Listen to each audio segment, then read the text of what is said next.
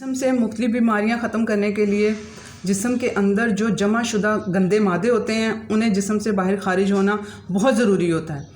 यहाँ पर जो यही जड़ बन रही होती है, ये गंदे मवाद जिस्म के अंदर जब जमा रहते हैं तो ये जमा होके वो एक अंदर बम तैयार कर रहे होते हैं मुख्तलिफ बीमारियों की फार्म में। ये जो थायराइड, अर्थराइटिस, मेटाबॉलिज्म स्लो होना, वेट इंक्रीज़ होना, ये सब क्या होता है? ये सब के सब अंदर जब आपके टॉक्सिन्स जमा हो रहे हैं ना, वो कचरा ही ये सारी बीमारियां आप लोगों को दे रहा है। अब इसको जिस्म से खारिज करने के लिए मुख्तलिफ पाथवे अल्लाह ताला ने बनाए हुए हैं। उन पाथवे का ठीक होना कि वो सही तरह से काम कर रहे हैं, और वो सिग्नल आपकी बॉडी आपको हर सिग्नल देती है कि आप किस पोजीशन में जा रहे हैं, आपकी बॉडी की क्या सिचुएशन है। और इसमें से हमारा स्टूल, पखाना जिसे पूप कहते हैं, वो एक बहुत बड़ा सिग्नल है हमारी हेल्थ का कि हम लोगों की हेल्थ किस तरह की है, हमारा स्टूल बताएगा। और आप लोगों ये चेक किया करें कि आपका स्टूल किस तरह का, किस कलर का है, किस तरह का है और किस सिचुएशन में, वो आपको गाइड करेगा कि आपको यहाँ पर ये इशू है। और आज का वीडियो में मैं यही डिटेल बताने वाली हूँ कि आपके पूप में क्या चीज़ें आप उसको देख कर क्या कौन से सिग्नल्स होंगे, आपको पता चलेगा कि हमारा ये सिस्टम ख़राब हो रहा है, यहाँ पर हमारे ये वाले बैक्टीरिया ख़राब हो रहे हैं, तो हमने इनको ठीक करने की ज़रूरत है। जो ये तभी समझ आएगी जब आप लोग इसे डिटेल से सुनेंगे, समझेंगे। क्योंकि जब ये टॉक्सिन्स इकट्ठे होकर क्या कर रहे होते हैं, ये आपके ब्रेन को डिस्टर्ब कर रहे होते हैं, जिस्म के अंदर इन्फ्लेमेशन दे रहे होते हैं, आपका जो ब्रेन फोग आ रहे होते हैं, ये सारा कचरा ही तो है जो आपके ब्लड के अंदर फिर रहा है और आपको ब्रेन फोग भी वो दे रहा है। इसके अलावा जो क्रोनिक डिजीज़ आपको दे रहे होते हैं, क्रोनिक डिजीज़ का मतलब होता है कि जो लंबे अरसे तक चलने वाली कोई बीमारी, आप मेडिकेशन भी कर रहे हैं, आप इतने सालों से दवाइयाँ ले रहे हैं, थायराइड के यहाँ पे पेशेंट चल रही हैं, वो मेरे पास जो कंसल्टेंसी के लिए आती हैं जी, वो हम 10 साल से 12 साल से हम लोग मेडिसिन खा रहे हैं थायराइड की। तो उस मेडिसिन ने ठीक क्यों नहीं किया आप लोगों को? क्योंकि वो आपकी डिजीज़ जौन सी है, आपने उसकी जड़ पे नहीं काम कर रहे हैं और उसको सिर्फ वो पिल गोली दिए जा रहे हैं। और वो गोली थायराइड, जैसे फॉर एग्जांपल थायराइड की गोली क्या कहती है कि मैं हूँ ना, वो क्या कहती है कि वो आपके अंदर जो हार्मोन्स जो खुद प्रोड्यूस कराने होते हैं थायराइड ग्लैंड ने, वो आप उसे गोली के थ्रू दे देते हैं। तो वो आपको सिग्नल बॉडी को दे देती है, थायराइड ग्लैंड को, कि मैं हूँ, आपको काम करने की ज़रूरत नहीं है। उसने जो काम करना भी होता है तो वो नहीं करता है। तो आप लोगों को उस गोली के पीछे जाने की बजाय उसकी रूट कॉज के पीछे जाना चाहिए था, जिसमें से आज का वीडियो जो सा है ये हर तरह की जो बीमारियां हैं उन सबको कवर करेगा। आप लोगों को हर बीमारी के पीछे कहीं ना कहीं इसका रिलेशनशिप होगा। तो ये आज का वीडियो आप लोगों के लिए बहुत इंपॉर्टेंट है। अस्सलाम वालेकुम, welcome to listen your body show. मैं अपनी health, diseases, exercises, nutrition study की बेस पे लोगों की हेल्प कर रही हूँ। उन लोगों को अवेयरनेस दे के, उनको मैं कोई मेडिसिन नहीं बताती हूँ, उन लोगों को मैं डाइट चेंज करवाती हूँ, उनका लाइफस्टाइल चेंज करवाती हूँ और उन लोगों की बीमारियाँ रिवर्स करवाती हूँ। आप भी वीडियो सुने, समझें, इम्प्लीमेंट करें और अपने हेल्थ लेवल को यहाँ से उठा के यहाँ पे लेके आएँ। अब मेरे पास जो 70% जो पेशेंट्स आ रहे हैं ना, उनको कॉन्स्टिपेशन इशू है, उनका स्टूल का इशू है जी। वो कितना कॉन्स्टिपेट रह रहे हैं, 3-3, 4-4 दिन बाद, हफ्ते में 1 या 2 बार। ये इतनी सीवियर किस्म की उनकी कंडीशन है कॉन्स्टिपेशन की कि ये जो स्टूल है हमारा, दिन में कम से कम जो हेल्दी पर्सन है, जो एक हेल्दी लाइफस्टाइल लेके चल रहा है, दिन में 1 बार उसका पास होना चाहिए और सेम टाइम पे होना चाहिए। और उसकी जो शेप है वो ना तो ज़्यादा हार्ड होना चाहिए, ना ज़्यादा लूज़ होना चाहिए, ठीक है। तो वो उसकी जो उसका टेक्सचर है, यानी कि वो ना लूज फॉर्म में होगा ना वो हार्ड फॉर्म में होगा। और उसका कलर पे भी आप लोगों को अभी डिटेल में हम लोग जाते हैं ना, तो उसमें भी आप लोगों को समझ जाएंगे कि किस तरह का आप लोगों का स्टूल होना चाहिए। तो वो अब ये बीमारियां, और उनकी बहुत बड़ी बड़ी बीमारियां होती हैं। तो लेकिन जब मैं क्वेश्चनिंग करते करते वहाँ तक पहुँचती हूँ तो वो पता चलता है कि पीछे उनके ये रीज़न मुझे पता चल जाती है कि ये अच्छा, ये इनके साथ ये इशू भी चल रहा है। तो अब आप लोगों ने इसमें पहली वजह क्या आ जाएगी, कॉन्स्टिपेशन। अपने कॉन्स्टिपेशन को आप लोगों ने ठीक करना है। अब ये कॉन्स्टिपेशन किन लोगों को हो रही होती है? जिन लोगों ने जिनका जो इनर लेयर होती है ना गट की, वो ख़राब हो गई होती है। वो किस वजह से ख़राब हुई होती है? वो बर्थ कंट्रोल पिल्स ले रही हैं, उसके बाद स्टीराइड्स ले रही हैं, वो सारे का सारा जो टॉक्सिक फूड्स खा रही हैं, उसके बाद लेक ऑफ फाइबर या डिहाइड्रेशन, ठीक है, ये सारी चीज़ें मिलके कोई एक चीज़ इसकी वजह नहीं बन रही होती। ये सारा सिस्टम मिलके उनकी इनर लेयर को ख़राब कर रहा होता है और वो फिर उनको कॉन्स्टिपेट कर रहा होता है। और इस कॉन्स्टिपेशन पे आप लोगों ने सबसे पहले अपना काम करना है कि बॉडी को कॉन्स्टिपेट आप लोगों ने नहीं होना। अब ये यहाँ पर कनेक्शन आ जाता है लो वेगस टोन। इसका मतलब है जो हमारी वेगस नर्व होती है जो ब्रेन के साथ, जो हमारे गट के साथ उसका डायरेक्ट रिलेशनशिप होता है, ये आपस में रिलेशनशिप ख़त्म हो जाता है, ठीक है। और वो रिलेशनशिप किस वजह से ख़त्म होता है? यहाँ पर स्ट्रेस और एंजाइटी और डिप्रेशन, ये जो सी मेन कॉज बन रही होती है इस रिलेशनशिप को ख़त्म करने की। और ये हमारे स्ट्रेस का डायरेक्ट हमारे गट के साथ रिलेशनशिप है। अगर आप स्ट्रेस में होंगे तो आपका गट ख़राब होगा, अगर गट ख़राब होगा तो आप स्ट्रेस में जाएंगे।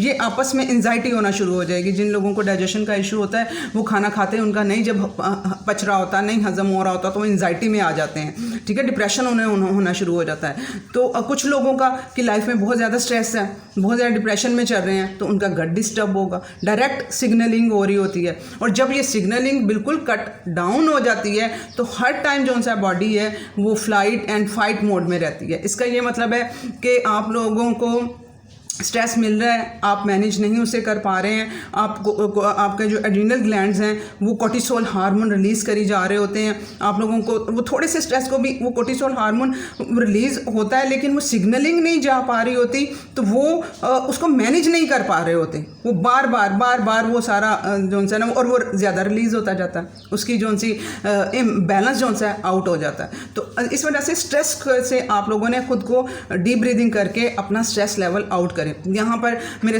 पास एक कंसल्टेंसी के लिए पेशेंट आई, वो कहती मुझे तो मैं सब ठीक है, मेरा सब कुछ, तो मेरी लाइफ में कोई स्ट्रेस नहीं है, तो मेरा फिर भी गट ख़राब है।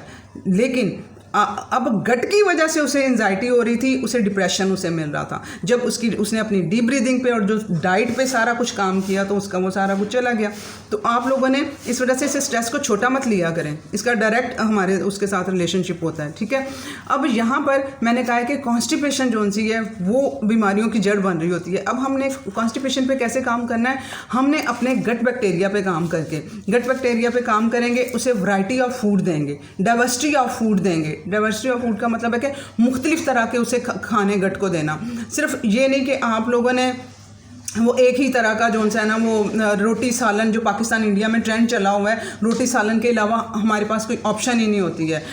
तो वो एक ही चीज़ आप गट को दिए जा रहे हैं और वो उसे टॉलरेट हो रहा है, उसको बर्दाश्त नहीं कर पा रहा होता है गट, तो वो फिर इशू बन रहा होता है। तो आप लोगों ने सिर्फ वैरायटी का फूड देनी है। मैं आप लोगों को किसी वीडियो में दिखाऊंगी, मैं स्टील की वो छोटी छोटी सी मैं वो लेके आई हूँ, जिसे आप कह रहे हो कोली कह लो या कटोरी कह लो, वो लेके आई हूँ। उसमें फिर वैरायटी ऑफ फूड, मुझे होता है कि जो है ना मैं खाना खा रही हूँ तो मुख्तलिफ तरह की मैं अपने गट को कितनी वैरायटी ऑफ फूड्स दे रही हूँ। तो आप लोगों ने भी इस चीज़ के बारे में सोचना समझना शुरू करना है, ठीक है। वैरायटी ऑफ फूड देनी है। अब इंडिया की जो फीमेल्स आती हैं मेरे साथ, वो कंसल्टेंसी के लिए, वो कहती हैं कि हम लोगों को अब गोश्त जो सा है, ये इतने अच्छे रेड मीट, हमारे जो गुड बैक्टीरिया, हमारी जो लाइनिंग अंदर मैंने अभी बात की है कि लाइनिंग ख़राब हुई होती है, उस लाइनिंग को ठीक करने के लिए हमारे रेड मीट में वो ऐसे केमिकल्स और कंपाउंड्स पाए जाते हैं जो गुड बैक्टीरिया प्रोड्यूस करवाते हैं। तो वो अब जो इंडियन है, जो गोश्त नहीं खाते हैं, अब उनकी बॉडी में तो वो गुड बैक्टीरिया तो है ही नहीं, उन्होंने सिखाया ही नहीं अपनी बॉडी में वो गुड बैक्टीरिया प्रोड्यूस करवाना। वो यही कहती हैं कि हम लोग अगर कोशिश करें भी तो हमारा मन नहीं चाहता है, हमें अच्छा नहीं लगता है, हमसे खाया नहीं जाता है, ठीक है, गोश्त। तो आप लोग उसको आहिस्ता आहिस्ता से इंक्लूड करें ना। जैसे कि यखनी आप ले लो, ठीक है, सूप टाइप यखनी बना लो, उसमें आप वेजिटेबल्स ऐड कर लो, और उसमें सोया सॉस, थोड़ी सी सॉसेज वगैरह डाल के उसका फ्लेवर थोड़ा चेंज कर लो, ताकि आप लोग उसे इस्तेमाल तो करना शुरू करें ना, और वो आपके गट की लाइनिंग को वो ठीक करेगी यखनी। उसके बाद आप अंडों को ज़रूरी नहीं कि वो ट्रेडिशनल तरीके से ही उसको फ्राई करना है या उसको ऑमलेट बनाना है। आप लोग उसको जिनको नहीं इसका फ्लेवर अच्छा लग रहा होता उनके लिए मैं बता रही हूँ कि आप लोग उसे जो सा है वो बॉयल करके उसे उसमें वो काली मिर्च, नमक और उसमें वो थोड़ा सी सोया सॉस डाल के और उसे वो चाइनीज़ स्टाइल वो थोड़ा सा दे दो, मायोनीज टाइप वो बन जाएगा। उसे ब्लेंड करके आपस में चम्मच से यूँ करके तो आप उसको उसे यूज़ कर सकते हो। बच्चों को वो अपने यूज़ करवाना शुरू करें तो वो इस तरह करके आप लोग एडिशन करेंगे। जितनी वैरायटी आप फूड की डालेंगे अपने गट में उतनी ही वैरायटी के आपके गुड बैक्टीरिया पैदा होंगे। ठीक है, अब ये बात होगी। अब कॉन्स्टिपेशन की वजह से इतनी स्मेल स्टूल में होती है, जो हेल्दी जिनका लाइफस्टाइल है, जिनकी हेल्दी डाइट है, उनके स्टूल की कोई स्मेल नहीं होगी, स्मेली नहीं होगा उनका स्टूल। I promise. आप लोग इसको अपने इस चीज़ को अब आजमाना, इसको ठीक करना, अपने गट को ठीक करो, अपनी डाइट को, अपने लाइफस्टाइल को ठीक करो और आप लोग देखोगे कि आपका स्टूल स्मेली होना ख़त्म हो गया है। तो वो किस वजह से होता है कि जो कचरा है जिसने जिस्म से बाहर निकलना था वो एक दिन पूरा पड़ा रहा, वो 4-5 घंटे पूरा पड़ा रहा। आप लोग जब एक तो ये है कि जब स्टूल आया हो तो आप लोगों ने उसे रोकना नहीं है, उसी टाइम पे उसे वो खारिज करने की कोशिश किया करें, क्योंकि फिर वो जब रुक जाता है तो फिर वहाँ पे उसकी गांठें बन जाती है, तो फिर वो वहाँ पे कब्ज़ सख्त किस्म की हो जाती है और फिर वो कचरा जो सा है वो गलना सड़ना शुरू हो जाता है और फिर आप खुद सोचें कि वो क्या अंदर पोजीशन बन रही होगी और वो स्मेल किस चीज़ की होती है। ठीक है, अब दूसरे नंबर पे आपको सिग्नल, एक तो ये स्मेल इसकी का बात होगी और एक बात आएगी यहाँ पर बहुत ज़्यादा जो मुझे आ रहे होते हैं कंसल्टेंसी के दौरान, जो पेशेंट्स को इशू है रेशा आना, कि हमारे स्टूल में जो सा है वो रेशा आ रहा है। हम ऐसे सांस भी लेते हैं तो हमारे रेशा गिर रहा होता है, हमारे स्टमक में रेशा जा रहा होता है, तो वही फिर स्टूल में भी जाता है ना रेशा। तो उनका क्या बॉडी हुई होती है, उनमें किस वजह से ये रेशा आ रहा होता है कि उनकी बॉडी जो सी है बहुत ज़्यादा नमी वाला उनका जिस्म हो गया है अंदर, और बैक्टीरिया और फंगस कहाँ आते हैं, जहाँ पर नमी होती है। ठीक है, उनकी फंगस और बैक्टीरिया उनकी बॉडी में ग्रो किए होते हैं, बैड बैक्टीरिया ग्रो किए होते हैं जो कि वो रेशा अंदर पैदा कर रहे होते हैं। तो वो उन्होंने अपने उस रूट कॉज को ख़त्म करना है कि अंदर चल के आ रहा है, बैड बैक्टीरिया है। ठीक है, नाक में यहाँ पे इन जगहों पे वो सारा रेशा। अब जैसे मैं अपना नोज़ साफ़ करती हूँ तो उसमें कोई कचरा नहीं होता है। ठीक है, जब मैं पहले 4-5 साल पहले उसमें से वो रेशा टाइप और वो कचरा उसमें से निकलता था। आप लोग ये चेंज अपनी बॉडी में भी फील करेंगे जब आप लोग अपना लाइफस्टाइल, अपनी डाइट चेंज करेंगे। अब यहाँ पे क्या काम करना है आप लोगों ने रेशे को ख़त्म करने के लिए, आपकी इम्यूनिटी लो है, अंदर सोजिश हो रही है, इन्फ्लेमेशन हो रही है। ठीक है, जिस्म के अंदर, तो तब ही ये रेशा बन रहा है। तो आपने इस इन्फ्लेमेशन को डाउन करने के लिए अपना विटामिन D3 बढ़ाना है। विटामिन D3 की डोज आप लोगों ने लेनी है। ठीक है, जो आप लोग 5000 IU पर डे आप लोग ले सकते हैं सिंपल। तो वो आप लोगों ने अपना विटामिन D3 लेवल सीधा करना है इस रेशे को ख़त्म करने के लिए। इसके अलावा आप लोगों ने लेमन का यूज़ करना है, उससे भी आप लोगों का जो बैड बैक्टीरिया है वो ख़त्म होगा। उसके अलावा आप लोगों ने जो कार्बोहाइड्रेट्स, जो रिफाइंड कार्बोहाइड्रेट्स हैं उनको ख़त्म करना है। ऐड तो आप ये चीज़ें कर लेंगे, उसके अलावा आप लोगों ने हल्दी को ऐड करना है। ठीक है, हल्दी जौन सी है ना वो होती है फैट सोल्यूबल, वो अगर आप लोग उसको वैसे ही पानी में घोल के पी जाएंगे तो वो नहीं असर करेगी। आप लोगों ने इसे असर करवाना है ना, हल्दी सिंपल जो घर में हल्दी होती है उसे आप वो लें, छोटा चम्मच का चौथा हिस्सा आप लोग ले लें, डेली आप लोगों ने वो लेनी है। ठीक है, दवाई समझ के लेनी है। और आप लोगों ने 1 चम्मच दही लेना है, उसके ऊपर आप लोगों ने वो हल्दी डालनी है और चौथा हिस्सा ही आप लोगों ने काली मिर्च डालनी है और वो आप लोगों ने खा लेनी है। वो आपके अंदर जो ये bad bacteria, fungus, anti bacterial, antiviral, वो इतने फ़ायदे हैं उसके, वो आपके ख़त्म करेगी अंदर से। इसके अलावा आपको लहसुन की ज़रूरत है यहाँ पर, जो लहसुन का 1-2 जवा आप लोग कच्चा उसे चबा के खा जाया करें, वो आपके अंदर से ये बैड बैक्टीरिया को ख़त्म करेगी। आगे समझ रेशे को किस तरह से आप लोगों ने, वो रेशा आ रहा है तो क्या मतलब हुआ इसका कि अंदर कितनी फंगस और काइयाँ लगी हुई हैं, तो उसको ख़त्म करने के लिए आप लोगों ने ये स्टेप लेने हैं। अब वो स्मेल के लिए उसमें आपके बैड बैक्टीरिया ग्रो करे हुए हैं, तो आप लोगों ने उसके लिए भी हेल्दी आप लोग अपना जब करेंगे ना, रिफाइंड कार्ब्स को निकालेंगे तो आप लोग देखेंगे कि आपका स्टूल भी वो स्मेल होना ख़त्म हो गई है। तो कॉन्स्टिपेशन पे भी आप लोगों ने अपना काम करना है। ठीक है, अब जिन लोगों को गंदम हज़म नहीं होती है, ठीक है, जिन लोगों को दूध हज़म नहीं होता है, ठीक है, वो एलर्जीज़, फूड एलर्जीज़ आप लोग कह लें, फूड एलर्जीज़ की वजह से भी आप लोगों का स्टूल स्मेली होता है, वो आपका हज़म नहीं हो पाता है, कचरा अंदर वैसे ही पड़ा रहता है, तो वो उससे भी आप लोगों की स्मेल पैदा होती है और कॉन्स्टिपेशन भी होती है। तो आप लोगों को जिनको सीवियर किस्म का ये फूड एलर्जीज़ है, गंदम से, दूध से, आप लोगों को इसे छोड़ना होगा, ठीक है। इसे आप लोग अल्टरनेट इसका यूज़ करें ना, दूध की जगह आप लोग इसका दही यूज़ कर लें। दही में गुड बैक्टीरिया आ जाते हैं, उसको हज़म कराने में मदद देते हैं। मसला सारा हज़म करने का है, ठीक है।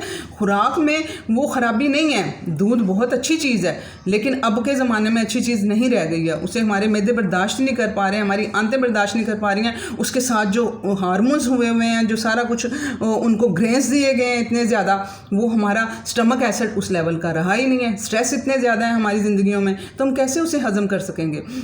बिल्कुल आज के दौर में वो औरत या मर्द गंदम भी हज़म कर सकती है, दूध भी हज़म कर सकती है, जिसकी लाइफ में स्ट्रेस नहीं है। बहुत उसके पास जी वो उसका लाइफस्टाइल जो उनसे है बहुत आला शान किस्म का है, उसको आराम से अपनी स्लीप अच्छे से पूरा करती है, सुबह उठती है, अपना चाय का कप पकड़ती है, अपने टाइमिंग से वो खाना खाती है, नौकर चाकर है उसके पास, कोई अपना वर्कआउट करती है। ये लाइफस्टाइल उसको अगर किसी के पास है और कोई स्ट्रेस नहीं है, बच्चे सब कुछ उसका ठीक जा रहा है, ऐसे है आजकल के दौर में पॉसिबल। कोई ना कोई स्ट्रेस हमारी लाइफ में कहीं ना कहीं है, तो इस वजह से हम अगर ऐसा लाइफस्टाइल आप लोगों को मिल जाएगा तो आप लोग हज़म करना शुरू कर देंगे, क्योंकि स्ट्रेस नहीं है, डिप्रेशन नहीं है आपकी लाइफ में, तो आपका डाइजेशन ठीक है, आपकी सिग्नलिंग ठीक हो रही है, सब कुछ ठीक चलेगा। तो आप लोग, वो लोग जो पूछ रहे होते हैं हमें कब तक ये चीज़ें छोड़नी हैं, जब तक आप लोग अपनी लाइफ से स्ट्रेस को ख़त्म कर लोगे।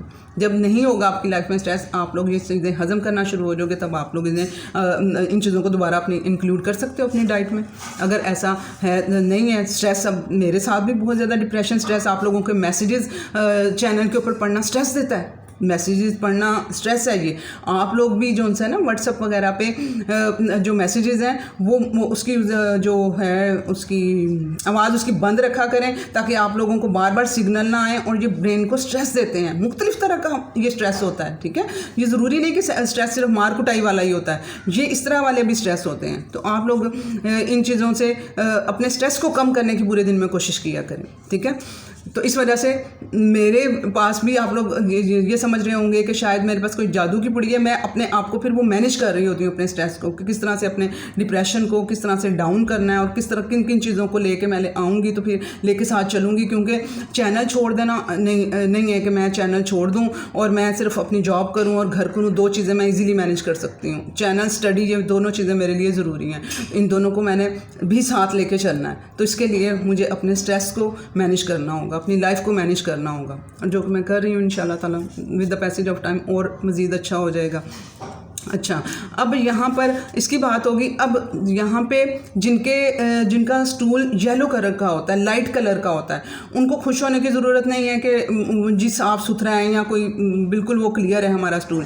उनका स्टूल में पीछे जिगर का मसला है, पीछे पित्ते का मसला है, क्योंकि जो स्टूल का कलर देता है ना, वो बाइल देता है। बाइल क्या होता है, ये लिवर प्रोड्यूस करता है हमारा जिगर, ये फ़ैट को डाइजेस्ट करता है, जो हम खाना खाते हैं उसके अंदर जो फ़ैट वगैरह होती है ना, उसको हज़म कराता है। तो इसका colour greasy colour, greenish colour, dark colour इसका वो होता है, तो वो जाके स्टोर होता है पित्ते में। अब जिनका पित्ता सही से काम नहीं कर रहा है या है ही नहीं है, और जिनका लिवर ठीक से काम नहीं कर रहा है, जिनको बाइल का इशू है, तो उनका जो सा स्टूल है वो येलो कलर का होगा। और जिनका जो डार्क कलर का है वो ठीक है, उनका वो बाइल आया है, उसने डाइजेस्ट करवाया है, इस वजह से उसका वो डार्क कलर हुआ है, ठीक है। तो वो जिनका कलर हल्का है स्टूल का है, उन्हें फ़िक्र करने की ज़रूरत है। वो मेरा फैटी लिवर वाला वीडियो, लिवर वाले वीडियो और गॉल ब्लैडर वाले वीडियो को फोकस करें, डाइजेशन को फोकस करें, इससे वो ठीक हो जाएगा।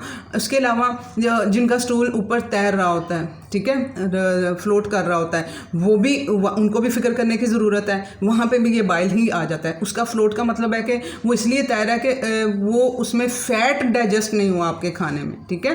फ़ैट जो सा है वो उसके अंदर ही आया है, और वो डाइजेस्ट, ग्रीसी भी स्टूल होता है, ठीक है, बिल्कुल यूँ चिपकने वाला, और इस तरह से आती है कंसिस्टेंसी जी, हम वॉश करते हुए हमें बहुत प्रॉब्लम हो रही होती है, बहुत ग्रीसी हमारा स्टूल होता है। उसकी रीज़न यही होती है कि उसमें फ़ैट जो सा है वो जिस्म में जिससे एब्जॉर्ब होना था, आप लोगों ने कुछ गुड फैट लिए हैं, आपने अंडे की जर्दी ली है, आपने देसी घी मक्खन खाया है, कोकोनट ऑयल खाया है, तो वो आपका हज़म नहीं हुआ है। वो वैसे का उसको हज़म किसने कराना था?